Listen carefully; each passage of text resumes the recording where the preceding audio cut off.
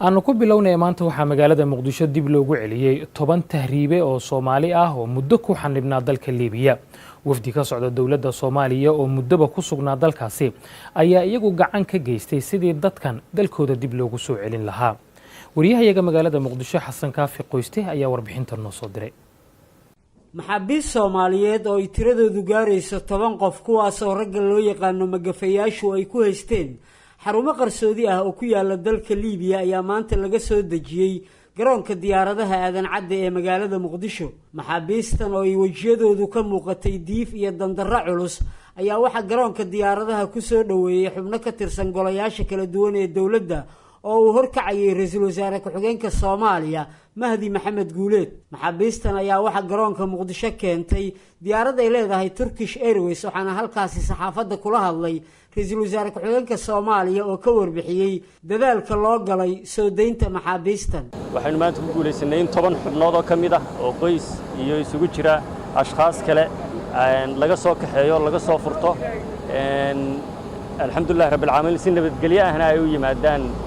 dhulkoodii hooyo ku soo noqdaan. sidoo kale Maryan Yaasiin oo ah ergeyga gaarka ee xafiiska ra'iisul wasaaraha Soomaaliya u qaabilsan arrimaha tahriibka iyo carruurta oo maxaabiistan la socotay ayaa sheegtay in dhibanayaasha Soomaalida ee laga keenay Liibiya ay ku jiraan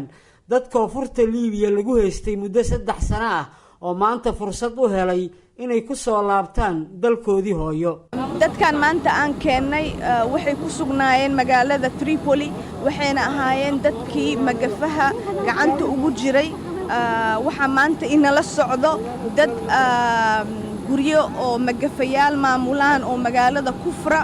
oo koonfurta Liibiya ilaa 3 sano lagu soo haystay. Cabdikariin Maxamed Omar ayaa dhinaca kale warbaahinta la wadaagay magaalooyinka dalka Liibiya ay Soomaalidu ku dhiban yihiin waxaana uu xaqiijinayaa geerida qaar kamid ah dhalinyaradii ay tahriibka wada galeen. marka New Liibiya way iska dhib badan tahay horta magaalooyin badan ayaa dhalinyarada lagu haystaa niyo dhalinyaro saaxiibada iyo hadda Ilaahay oo naxariistay wiilal badan ayaa ku dhintay meesha sida aniga wiil bustahil oo jiro kale Allah oo naxariistay uu dhintay wuxuuna u dhintay garaacitaankii magafa uu garaacay sankii afku dhiiga keenay gabadh kale bishaaro la yiraahdo reegaalka ayaa ay dhimatay waxay u dhimatay jugta ay ugu geysanayeen ninka magafa maadaama meesha salaada subax baa la istoosiyaa salaada subax inta la istoosiyo ayaa waxa la garanka waa laga siibiyaa xataa dumarka laakiin iyaga laga siiba dharka laakiin ragga garanka waa laga siiba feedhahagaas oo kaliya ayaa lagu ogalay feedhahagaas Soomaalida ku jirtay waxa lagu qiyaasi karaa markii anu aan ka soo baxay igu dambeysay ilaa 100 qof baa lagu qiyaasi karaa laakiin 100kiiba sida warku aan ku hayo 100kiiba waa la soo qaaday 100kii dhalinyarada iga dambeeyay aniga waa la soo qaaday waa ka shilka baabuur la kulmeen 2 habeen ka hor 3 habeen ka hor shil baabuur bay la kulmeen dhalinyaro badan baana ku dhimatay oo garanayo. Xasan Kaafi Qoyste VOA Muqdisho.